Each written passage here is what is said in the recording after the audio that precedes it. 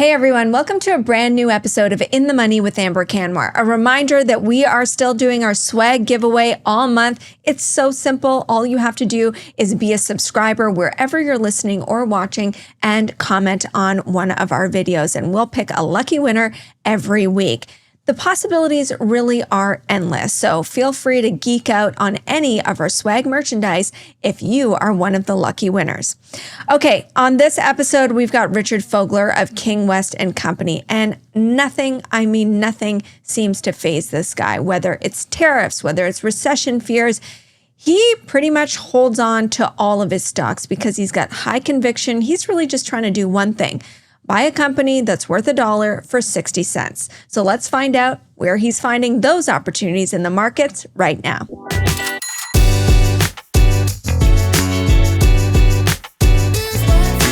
The information provided in this podcast is for informational purposes only and does not constitute financial, investment, or professional advice.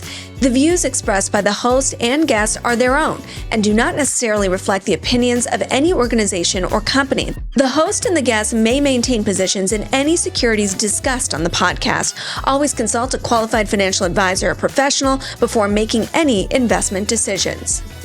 Once in a while, I get comments from people who say, I love the show, but I don't know how to get started investing. Let's fix that right now. First things first, you need to set up a trading account. There are two tax-efficient options that you can set up through your financial institution.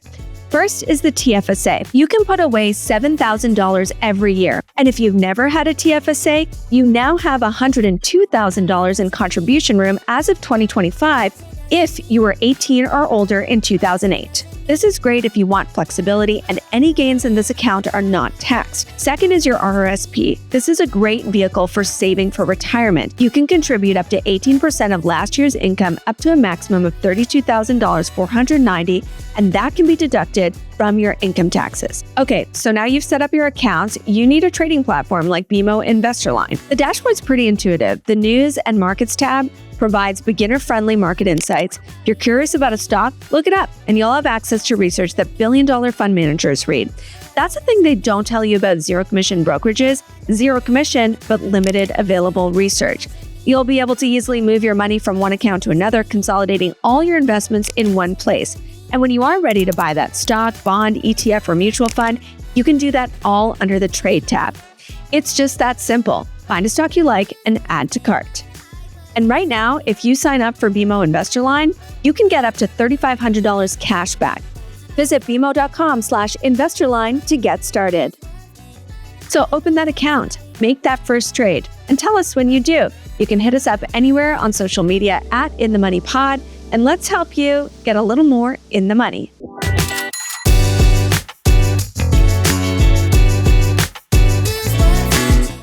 Richard Fogler in the flesh, thank you so much for joining me. A joy. Thanks for having me. I have interviewed you several times over the last 10 years, and I feel like I interview you and I'm in a panic and I say, this is happening in the markets. Richard Fogler, what are you doing? And you're always cool as a cucumber and you're like, doesn't matter. I own what I own and I like what I own. Is it fair to call you just like a very pure stock picker? We own 25 stocks in Canada. We own 25 stocks in the United States. On average, we hold them for 5 years plus. We have a number that we've owned over a decade, and we have one that we've owned since the 90s. And it's not like a bank. And so, if the market goes up and down, Warren Buffett says this is true. The market is there to serve you, not to tell you things. And so when the market misprices something, hopefully, we'll take advantage of it occasionally. Okay, so that's really interesting because I'm curious if your catalyst for selling a stock or even buying a stock is ever a macro catalyst. And I'm asking that because we've got these wild swings in the market, down and up. Do you trade around that, or are you always looking for stock specifics? We don't trade around it. Now, as I said, we own one stock. I'll give you an example. We own it since 1998. So it's a long time. We have added to the position, mostly as new funds come in. We just keep it at the same percentage. the odd time we've had once, I think, so out of 27 years, once we actually sold some and bought some when it was lower. Which stock is this? I got to know. Well, originally it was called First Service Corporation. It's now Colliers. And so that one is that's when you continue to hold Colliers. So far, yeah. And that's a play on real estate, and that's not always a straight. It's not a play on real estate. What is it? Tell me. It's very simply, it's a play on the best management in the country. So that's great insight into maybe your style when you're looking at investing. What does it take to get into a King West portfolio? Well, in that particular case, for example, we bought this company. It was a very small company. We only bought we normally buy as I said, we buy 25 companies. We normally buy a 4% position. In Canada, because some of the companies, the smaller companies, if they're particularly attractive or very illiquid, will buy a smaller position. And that was a very small company. When we bought it, we bought a 1% position. The stock has done extraordinarily well. I'm embarrassed to say how well it's done, so I won't try and just use it, but it's done extremely well. But we thought they had a very good business plan, they had a very good business model, they were executing it very well, and we thought the guy running it was good. It turns out the guy running is not good. He's phenomenal. As someone told me 3 weeks ago, I was at a dinner, and a fellow who was, I won't mention his name, but he was head of an international investment bank. And he said he's probably the best businessman in Canada. So you're talking about Jay Hennick. I'm talking about Jay Hennick. And that's an amazing success story. Maybe it's for an amazing success story. He started as a pool boy, right? This is how this all came about. I can tell you exactly. Because I had somebody else tell me this. I met a guy one day and he said, when I was in high school, I did a business cleaning. I went around cleaning swimming pools. And he said, but there was this guy, Jay Hennick. He did it too, but instead of him cleaning the pools, he hired other kids to clean the pools, and he went out and got more pools. As a teenager? In high school. Yeah. That business today does $40 million of EBITDA. EBITDA, so profit. Yeah, or 44. I can't. It's huge. I mean, it's unbelievable. So that's it's like a tucked into the corner of this thing, but he's built it up. He built it up. Very large. Then he bought something in the United States. It's quite a large business. It's a huge business. No, I mean just the pool business within Colliers, people hardly even know it exists. So it's a play on the manager there. A lot of people try and play and get cute on both sides of the border. They say, oh, now it's time to overweight Canada. Now it's time to overweight the U.S. It sounds like you've got 25 in Canada and 25 in the U.S. You don't really play that game. I'm not smart enough to know whether Canada's going to do better or the U.S. is better. So as a norm, we're 50-50. As our portfolio has gone, because I've been in the business a long time, we started a fund that had Canada and the U.S., but the U.S. was restricted to 20% 100 years ago. And so the fund started like that, and it's gradually, I guess 30 years ago, it's been going. So gradually it's come up where it's now 50-50. That's by and large the neutral position, because we don't know whether Canada's going to do better or the U.S. is going to be better. If we really have a strong position, and believe me, it would have to be really outsized to change from that. We would change the weightings a bit, but by and large, we're 50-50. So over 30 years, you've seen your fair share of once-in-a-lifetime events, whether it's the financial crisis, whether it's the pandemic, or whether it's the current tariff issue. So I'm curious, do you just not bring that up at all in sort of the investment committee and the investment decisions?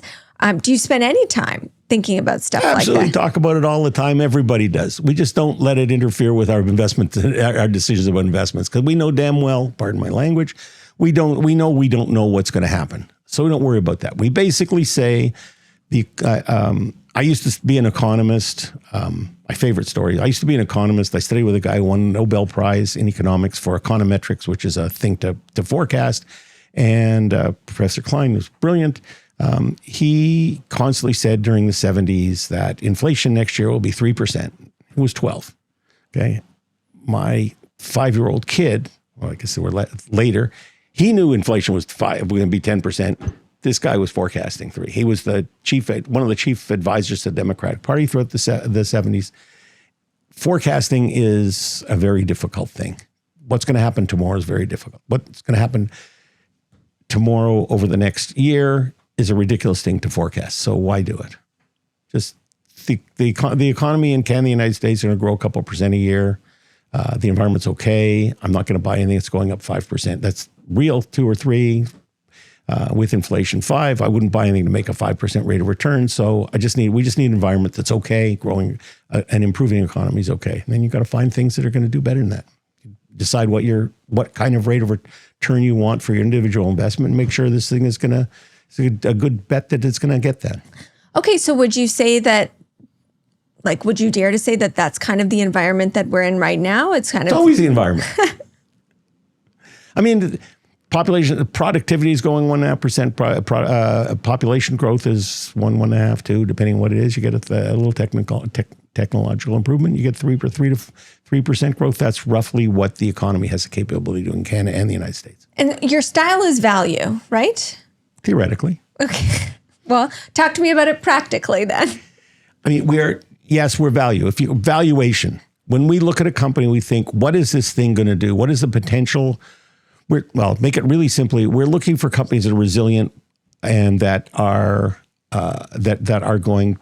unrecognized potential. It's not embedded. What we think is happening is not embedded in the stock price. And thirdly, and we're looking at 3 to 5 years.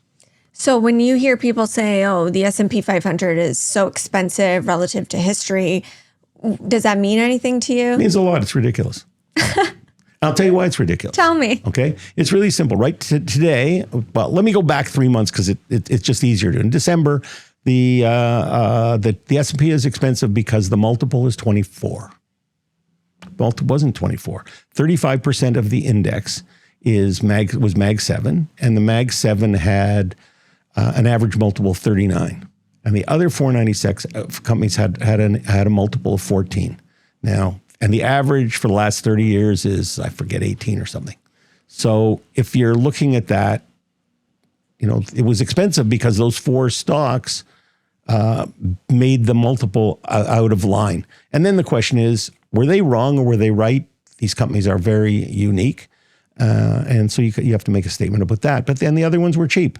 And so what the market was doing, who cares? I want to use an example of your stock picking. You mentioned Colliers, one that you've owned for a really long time. I made money on a pick that you suggested. Well, my husband did. I told him, you should buy this. Richard Fogler said you should buy this. And it was CI Financial. And for a long time, CI Financial was actually underperforming. And then cut to, I think a couple months after you said, it's a good buy, it actually got bought out by another company. And no part of your thesis, if I'm remembering correctly, was that it was a potential takeover candidate. But I'm curious if you can use that as an example of your stock picking style, because at that time, what I recall is you saying is it's such a big disconnect to what's actually going on and what the fundamentals are. Exactly. So if the fundamentals are vastly different, maybe I'll say differently. We start out by saying what this business is worth. If it's worth 100 and it's trading at $60, we think that's a good buy. That's basically our buy decision. Very simple.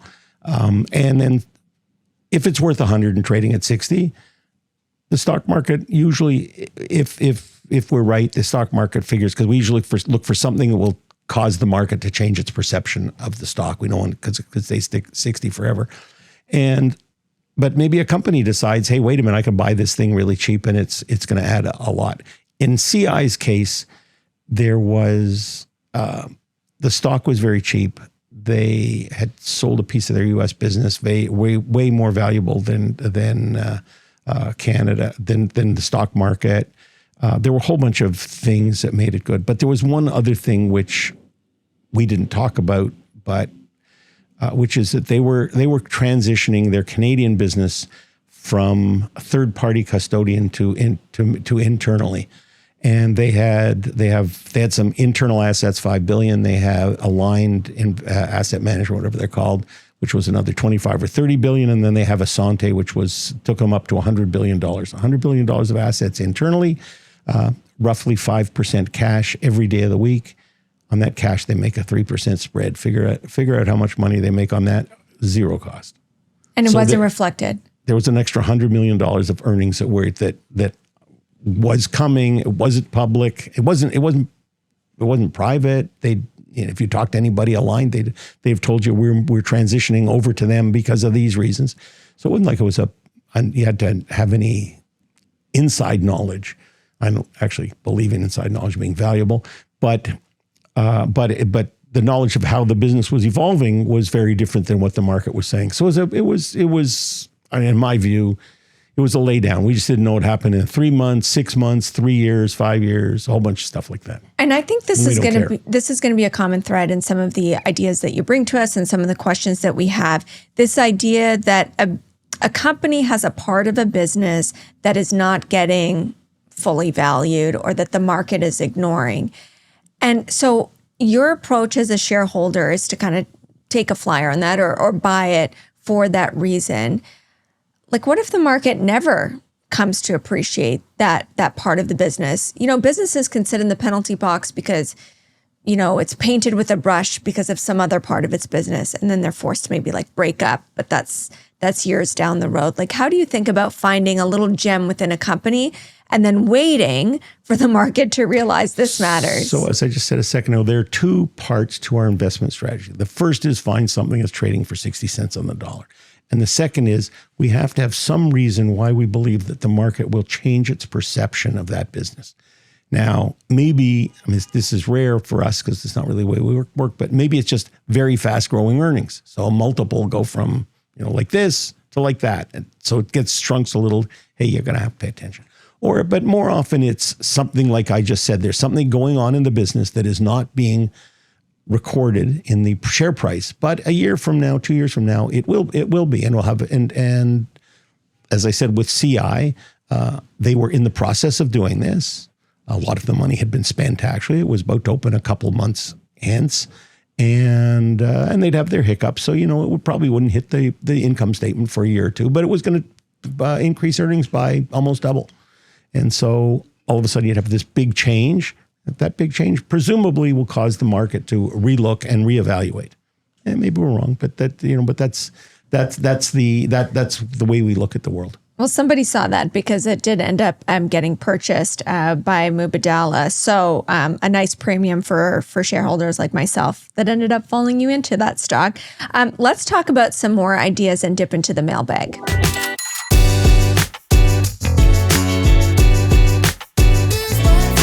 Okay, our first question in the mailbag is about Google. There have been varying opinions about Google on this show. Some call it a value stock, some call it a value trap.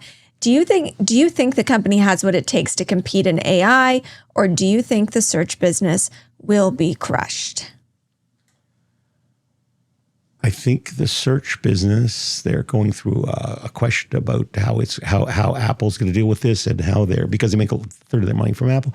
But I believe that's going to continue. They are too powerful to ignore. And their search business, which is what generates virtually all the money, is trading at a market multiple, growing at twice the market. Now, this isn't quite the way we look at the world, but to circumvent a more technical conversation, the stock is not expensive. I am going to talk later about Uber. The dynamo in the ride-sharing business is driverless. The only operating driverless business on a company called Waymo, owned by Google. This thing is going to be huge, by mistake. And AI. Google is decided. One of the guys in my office came in this morning and gave me a whole story about, have you tried this one thing on the AI? Google's AI is terrific, and it is. And they're all going to be good because I mean, it's at least at the beginning, it's everybody knows how to do it, and so they're all like what they're doing. They're not the first one. ChatGPT sort of pushed the envelope. Now everybody's just keeping up. They're all doing this. They're going to get market share like crazy. And the other thing is that AI is highly dependent on your ability to process. The ability to process is highly dependent on data centers.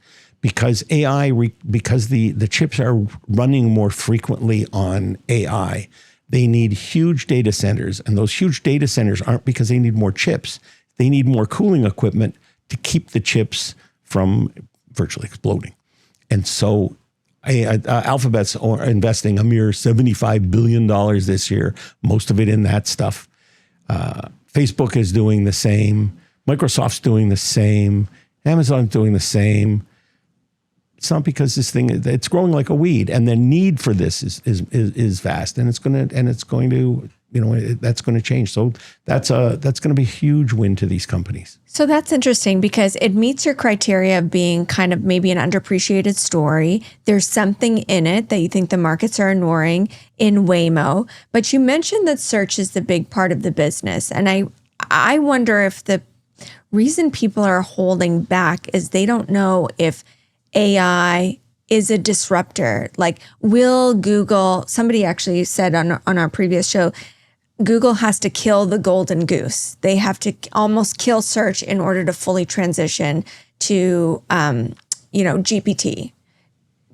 So if you were to go on to an Apple machine, if you go on your phone, which you made me turn off, if you went on your phone and if you have the new Apple phone, which I happen to have, and you ask a question, 75% of the answers are coming through ChatGPT now, not 20 years from now, right today, and that's the way the world works. And but isn't that dangerous for Google? It hasn't started touched their earnings. Keep going. They know they're incorporating their own. Remember, they're incorporating their own AI into this stuff, so it's going to work. It's just great. So you're holding on because you're a shareholder. We've only owned it for 5 years.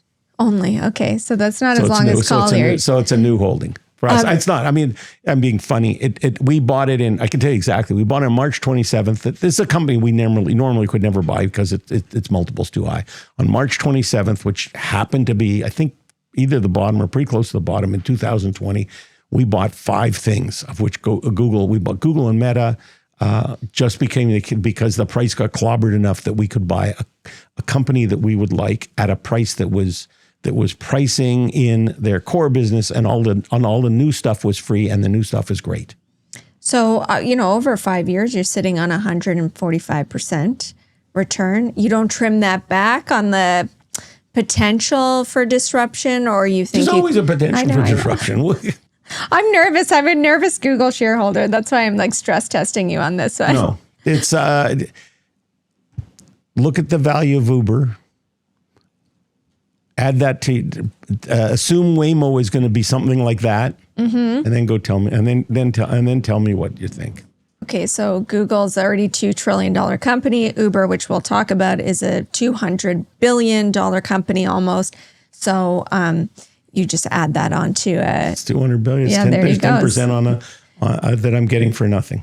Okay, our second question, and I've asked you about this company in the past as well, is on Canadian banks and what you think about TD as it recovers from its money laundering scandal.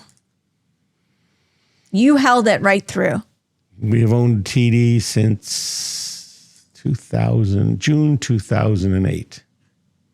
And it's the best performing stock so far in 25. Yeah, well, it was not in the last couple of years. Yes. So let's give it. I know, I'm trying to toss it a bone. I know, I appreciate it. We bought it because the Canadian banks are very simple. In Canadian banking, which 20 years ago was 80% of Canadian banking, in Canadian banking, they make 25% rate of return on capital. We actually focus on rate of return on capital in a business. And that's a big deal. And so a company that can earn 25% on its capital can reinvest in its business and continue to grow that and build its business like that. And especially if they have earnings that are recurring, that's something we really like. TD had that. But over the course of the last number of years, of course, if you think about it, like, why is Canadian retail so good? Because these guys, they own it all. There are no more corners with parking to put branches on. And in fact, now that technology's come along, you don't need corners at all. It's ATMs and all sorts of things like that. But TD has a great business in Canada, as they all do. And I'm going to tell you, then there's which one's better than the other. I don't know. They're all great in Canada. So why did you pick TD? So what's the difference? Yeah. The difference is that 50% that isn't in Canada. So when we bought TD, We said TD had just bought Commerce Bank in the United States. Commerce Bank is, I could go into a long story on it, but it was a bank that was very similar to TD. It focused on the customer. They put out cookies. They give you water for your dog. They stay open at 6 o'clock. So when you were at work, we didn't close at 3:30. So you can't come to the bank because you're at work. You can come after work. We're open Saturdays. You can come. They did all this stuff. Then I could go on. There's a long story on this, but it was very good. But the big thing is consistent with Canada. So TD went and bought this thing, and they said, we've been very successful in Canada, TD Canada Trust. We're going to do the same thing in the United States. And we believed they would do it. And we weren't paying anything for the opportunity that they'd be okay. So they were a tiny little bank in the United States, basically non-existent. And today they're the 8th largest bank in the United States. Domestic, forget Canada. That's just their U.S. business. So it's grown tremendously. They've done a tremendous job. And we think they're going to continue to do a tremendous job. Well, that's... and then they got caught with this money laundering. Yeah. That was a disgrace. Okay, bad management, disgrace. I could go into all sorts of stuff. How upset I am. That nobody cares how upset I am. But the fact is, but it's over. Okay, and they're gradually going to work their way out of it.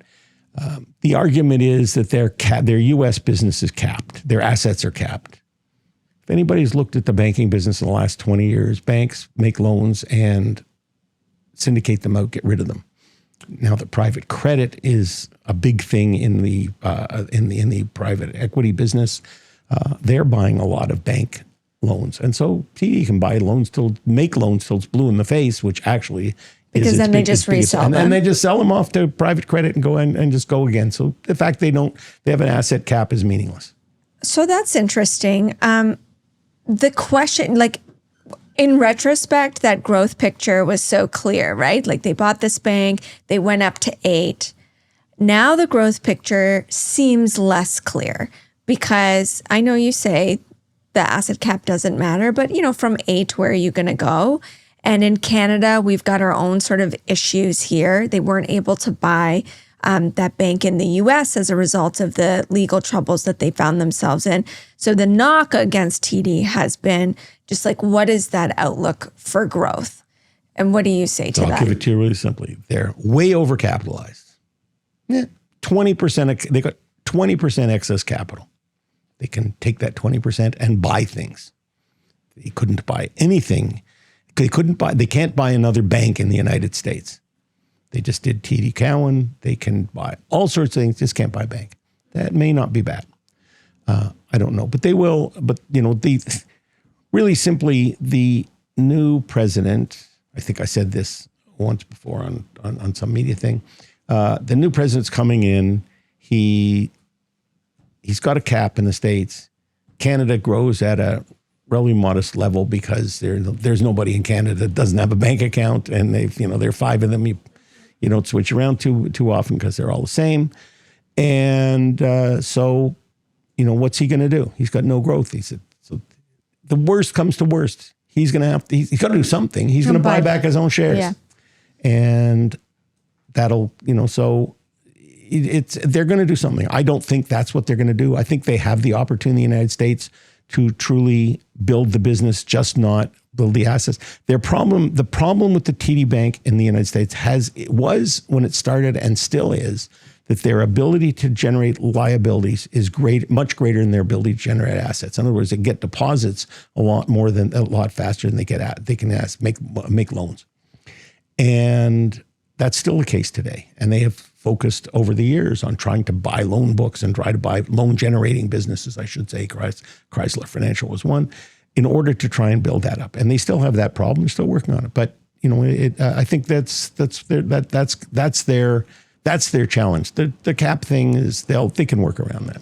Now, when I talk to you about your investments, I'm often talking about financials or value plays. This next question is about commodity sector, and I'm curious what your exposure is there. Can I get your opinion on mining giants like BHP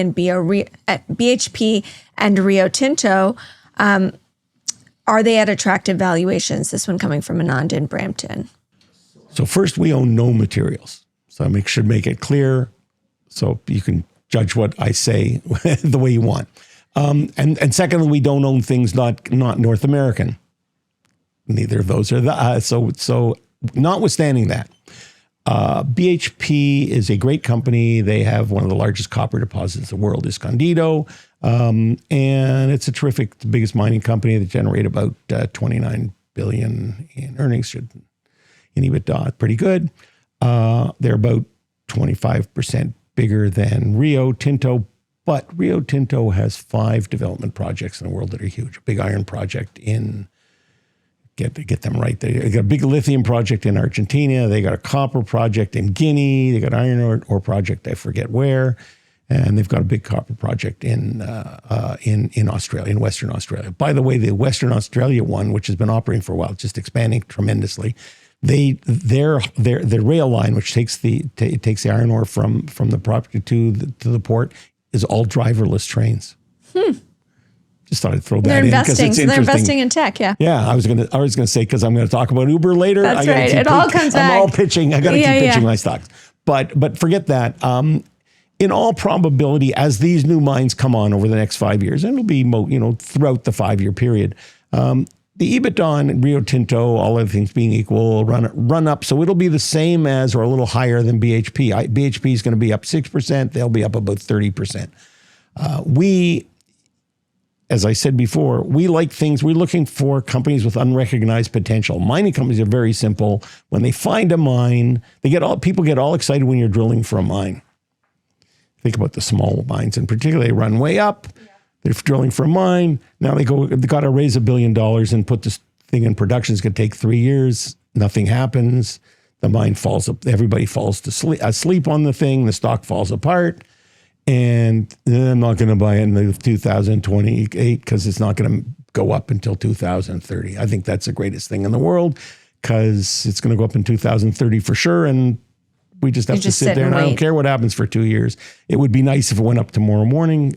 It'd be better. The trajectory would be optimal. Of course, it goes like this, but if it goes like that, that's why you get an opportunity. But you're not buying either. So we're not buying either.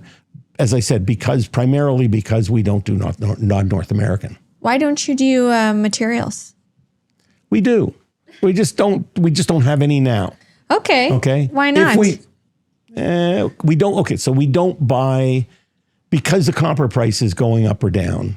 We don't have the biggest. It's annoying, right? No, I have no idea. Coppers go up, coppers go down. I have no insight that gives me a better shot at it. If I can find a mine that is, as I just described, if I can find somebody who's discovered a big mine that is not where the stock is not reflecting that, we'll buy it, and we have.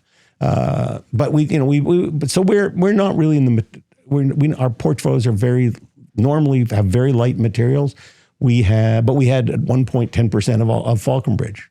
We made 6 times our money in 4 years or something because of that. Does that mean that's a base metal play like gold? You didn't participate in the gold rally? I went to school in the States I was very fortunate. I went to won't be humble, unquestionably the best business school in the world, Wharton. I was taught by very, very prominent professors who told me that gold would never rise above $35 an ounce. Okay. I then did graduate work in France, international finance, and studied with a guy who set the French gold policy, which is gold's going to the moon. But I knew he was crazy, even though he was brilliant. I bought my undergraduate professor's thing, so I will swear to my dying day that gold will never go above $35 an ounce. Because that's how committed you are to Wharton. That's what they taught me. I know it's right. But joking aside, the real thing is people buy gold stocks because gold price is going up. I have the vaguest idea. Pierre Lassonde is a great guy. He has Franco. He went at it as a way of building a business. He built it as a business, not as a gold price thing, and it's been spectacular. We just didn't buy it. We were wrong. Okay. Well, he's a great guy. He's done a spectacular job. He's smart as hell, and deserves a lot of credit. And we missed it. I'm gonna squeeze in one more question here before we take take a break. Does that extend to energy too, or have you owned Energy Star? It's we the own same energy. sort of thing. We're usually pretty light in energy. Yeah. Energy's 15, 17, 18% of the index, depending on what the price of oil is, goes up or down. In energy, it's a little bit different because, again, because of this, the size of the discovery, the way the discoveries are made, the size of the oil pools, we can find things sometimes where we can buy things that are, again, not because of the price, what oil price is going to do, but because we think we can buy an asset cheap. And so we now today have 6% of in oil, so third of what the index is, Still something light, like that, okay. but pretty light, but we got some. Okay, we're going to take a quick break and we'll get back to some more questions. For over 25 years, Raymond James has been helping Canadians achieve their financial goals. They are Canada's largest independent financial services firm with over 520 dedicated advisors, $88 billion in assets under management, and capital market services. With no proprietary product to push, their advisors are free to focus on the unique needs of their clients. Whether you're saving for your children's education, preparing for retirement, or safeguarding wealth for future generations, Raymond James is committed to guiding you every step of the way. Visit raymondjames.ca today to discover how you can live a life well planned. Okay, our next couple of questions are about retail. One is Walmart. What are your expectations for Walmart amid concerns over the consumer? This one coming from Debbie in Markham. Walmart is an unbelievable company. I met Sam Walton once. Most unbelievable guy in the world. He was Really? phenomenal. Oh, it was fantastic. Why? What was so impressive? Do you really want? It was at a Toronto Financial Analyst Society luncheon. Comes in. He's wearing a suit from Walmart. He's wearing boots. He gets up and he said, I'll never forget this. I love to hunt.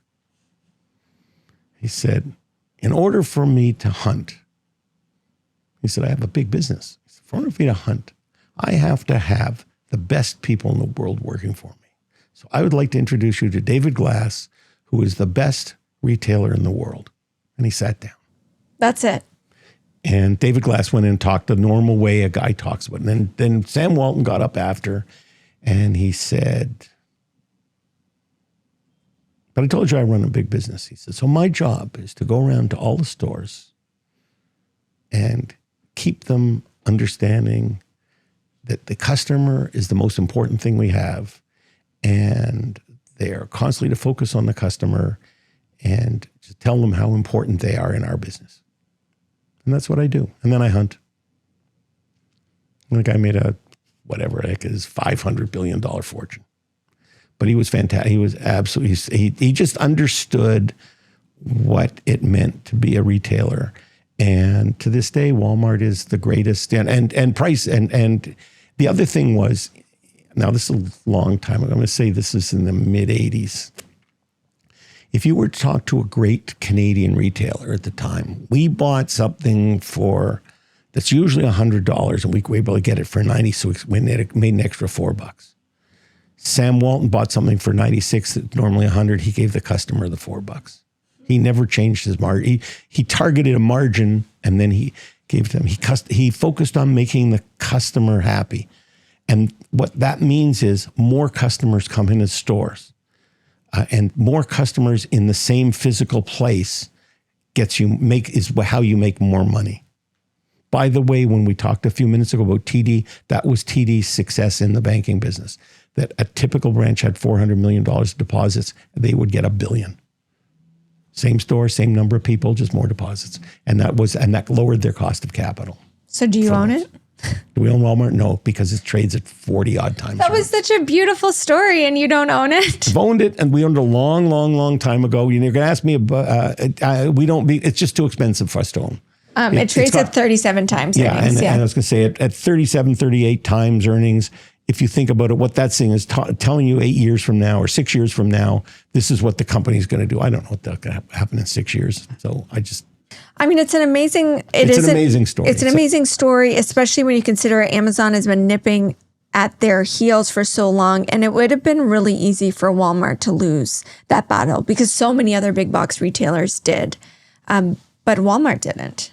They had David. I mean, he's been long gone, but they had that. They had a David Glass, the best retailer in the world. They figured out how to do it. They're coming back, and their internet business is competitive with Amazon. Whereas Amazon, everybody else has just been knocked out of the game. Another one who has stayed in the game for sure is Costco. That's our next question. Do you think Costco is a buy, even at these sky high valuations? I could probably answer for you. Costco is unbelievable. I also met Alan Brofman, who started Costco before it merged with the Price Company. So he only had like 8 stores. And I'll give you a little story about him just because these are fun. Please do. Somebody said, I was in a little meeting with about 8 of us, and somebody said to him, when will you advertise? He said, I'd rather stick pins in my eyes. He said, our job is to deliver a product from our supplier to our customer at the cheapest possible price. And we do everything in our power to do that. And the trick and he said, our goal is to take our profit margin to 0. And everybody would say that is ridiculous. So Costco makes money 3 ways. First, they buy things and they resell them. And they pay for them usually in 90 days. Costco gets a container of, for example, toilet paper, paper towels, and Kleenex every day to every store. They pay for it. They sell it the whole thing that day, and they pay for it 90 days later. That float, if interest rates, interest rates are coming back up a couple of years ago, meant nothing now. Interest rates up, big deal. The second thing is they charge you to be a member. All that money is free. If you take and then the third was they make a profit margin of about 8% on average. You take those 3 things, that's how they make money. And so he says, the more I can prop my profit margin, the more members I'm going to get, and the more float I'm going to get. And it's through the same store, so my costs don't change. And I feel like Jeff Bezos, like when he was starting out on Amazon, he really studied that model. And maybe that $1 hot dog is. Go ahead. Jeff Bezos. I have a different view of Amazon. Jeff Bezos, if I said to you, I'd like you to invest $5 billion. And in 10 years, I will make no money. I will lose a bunch. But I will be on the cover of Time Magazine's Times Man of the Year. Would you invest in that? And the chance is probably 0, right? But that was Amazon. But because what Amazon did was Bezos basically said, I like that idea. I'm going to make a 0 profit margin. And so they lose, they've got this book business, they get killed. Then all of a sudden one day he's got 80 billion, I can't remember how, and he says, I got an idea. I'm going to charge you to go on Prime. All of a sudden you charge on Prime, you send him a check, and the check all falls to the bottom line. Just like Costco. Just like Costco. And then he says, we got this huge data business because we've got all these people coming in, and we have to build it in chunks, and the chunks we can't build increase at 3% at a time. We build big, huge chunks is much cheaper. And so we got all this excess line. I wonder if somebody will rent it from us for a while. And all of a sudden that became a cloud business. So now the cloud business and the Prime are third part. And then they said, we'll sell your business. Sell our delivery business to others. So those 3 businesses make a fortune in the book business, which is the core of the business. It just generates names to which then buy all this other stuff. Amazon is cheaper than Costco right now. Do you own either? We do not, but it's just great stories, though. Yeah, I love stories. Okay, we're going to take a quick break and find out what Richard Fogler is buying.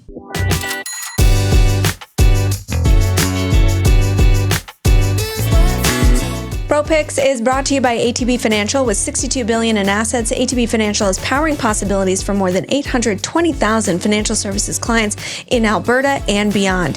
ATB's capital markets arm is a full-service investment dealer that offers investment and corporate banking, sales and trading, institutional research, and risk management. Visit atb.com/inthemoney for more information. Actually, Richard corrected me and said we're not buying. What did you say? We buy a few things a year. It depends. I mean, some years we're very active. We might buy 10% of the portfolio. Most years we add 1 or 2 a year. It's a lot. So you're not buying these names, but you own these names. Is a good way of putting it. Yes. Okay, your first one that you own that you still like is Brookfield. Talk to me about your thesis on it, and then I'll bring up some counterpoints. Brookfield is a new position for us. We've only owned it for 2.5 years. Okay. Why'd you buy it then? I'll tell you why I buy it, because we still own it. We like private equity. This company has I'll tell you why today. So why we bought it, it's up about 100% from where we bought it. Why are we still holding it? Why haven't we sold it? And the reason is very simple. If one were to look at Brookfield, has basically three, Brookfield Corp I'm talking about, not BAM or not the infrastructure or the other business. Brookfield owns some interests in some businesses. Brookfield Partners, Property Partners, all this stuff, infrastructure, business partners. That's about if you add that, the value of their carried interest that BAM owes them for appreciation that has happened in the fund. If you add that to the Wealth Solution business of a multi-billion-dollar insurance company, which is part of that, and if you add the investments they have in the funds of their own capital in their funds, you add that all up, it's about 50% more than the stock price. Which is already trading close to an all-time high. And so you're saying it's undervalued. It's undervalued by a third. That's wild. And it's not my fault. No, but it also speaks to, I think, a penalty box that a Brookfield gets put into. Brookfield has a bit of a penalty box. Oh, just to add one more thing. And by the way, they're increasing the assets under management by 15% or so a year. So 4 years from now, that's the $1 trillion they manage will be $2 trillion. And I don't see why that trend is going to change. So it's cheap, and it's going to be a lot bigger 3 years from now. That's our thesis. So why is it in the penalty box?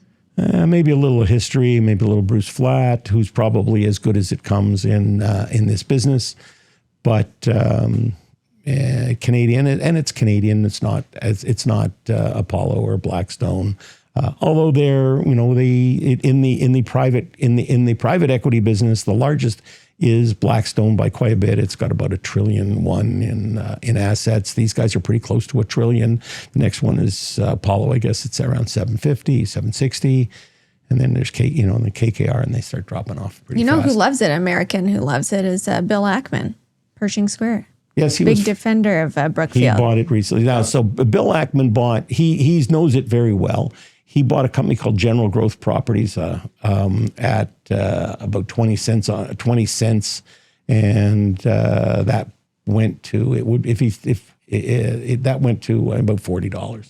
He didn't buy it at 20 cents. He bought it at 20 cents. 20 cents? 20 cents. Oh, geez Louise. We actually owned it. We owned it. We bought it before him. We bought it was falling. We paid 60 cents. And did you get out at 40? Well, it's a whole bunch of pieces. We still own one of the small pieces, as he does, which is. But we sold all the rest. Yeah, I mean, most of it was taken out. Brookfield took out the biggest chunk, and so he's well knowledgeable about Brookfield and how they operate in their real estate business and everything. Okay, you hinted about this one several times in the show, so let's finally discuss it. Uber. And I would bet that a couple of years ago, when Uber had just come out as a public company, this would not be a company that was on your radar. And so I'm curious how it went from that high-flying tech startup to a stock worthy of your portfolio. Worthy may be a little strong, but we bought Uber in January this year, so it's actually a new position. That's a new buy, yeah. That's a new buy for us. And we bought it very simply because Uber, as you know, first of all, their business model is phenomenal.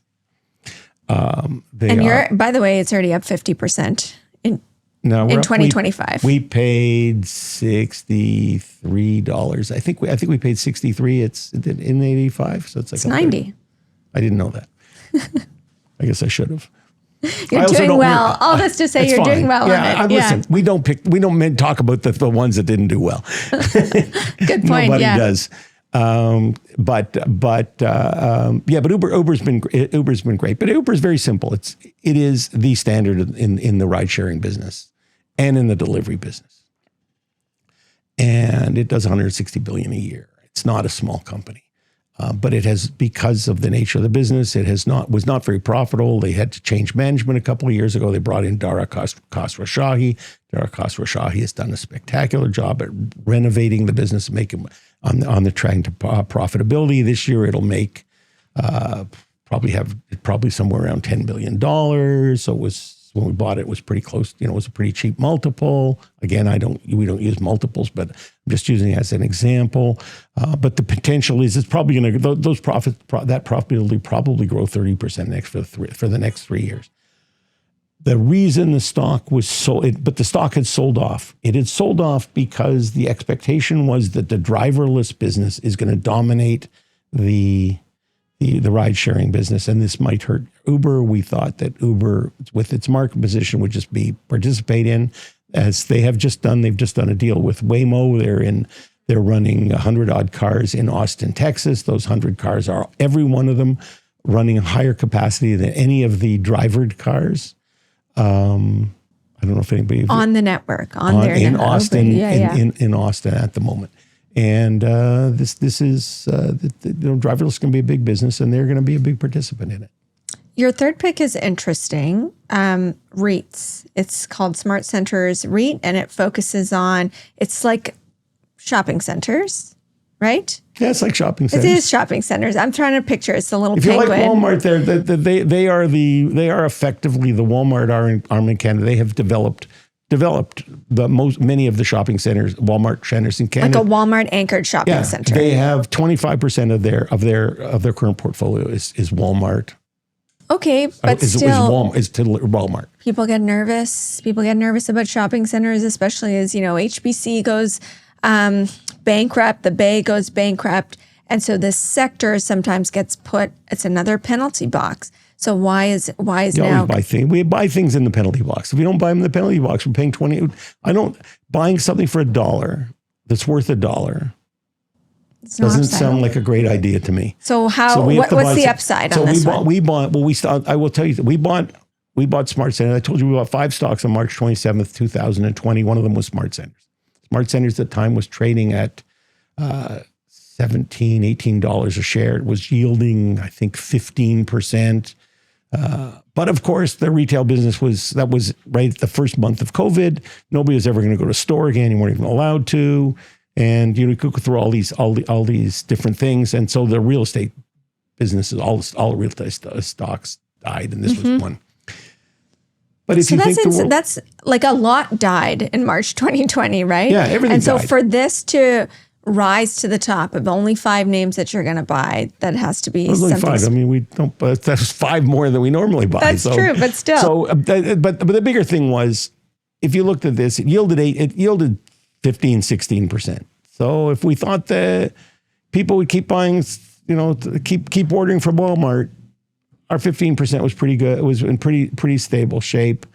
And so how much could we lose? The only way, like you might say retailing's bad, but like people are still, we still have to eat. We still have to put clothes on our backs. We have to take care of our kids. We got to buy school supplies. We got to buy all this stuff. And so, the Bay failed for lots of reasons that were Bay reasons, not the fact. It's not retailing is about to disappear. You're just not going to be doing it from the Bay. And so that was one thing. The second thing is Walmart wasn't SmartCentres by then is not just a shopping center. If you think about their shopping center, they are also they are now in the multidimensional housing business. They build residential, high-rise residential. It's run again by one of the smartest people in the country in real estate. Mitch Goldhar has built an enormous business, and he doesn't allow the grass to grow under his feet. They have 94 development projects in the works, which will be done over the next 10 or 15 years, but go up to 400 and Highway 7, and look at the buildings that are going up there. It's all aren't we nervous about that? The front pages are covered with unsold inventory. They're also so he builds and sells. He sells all condo builders. Most of them sell out before they build. Over the last number of years, the condo business is so good, the price has been going up. A lot of the guys we'll keep 10% behind and we'll sell him when he finished 3 years later because I'm going to get that much more money for him. He's got 94 projects on the go. He's always got another project to go. He sells it out. It's much smarter. And I mean, it's not been a great business, but they're doing fine. The interesting thing is, if you look at most of the stuff he's building on the corners of his shopping centers. There's no cost to that land. That was incorporated in the thing. A condo, usually the cost of land is the equity to the developer.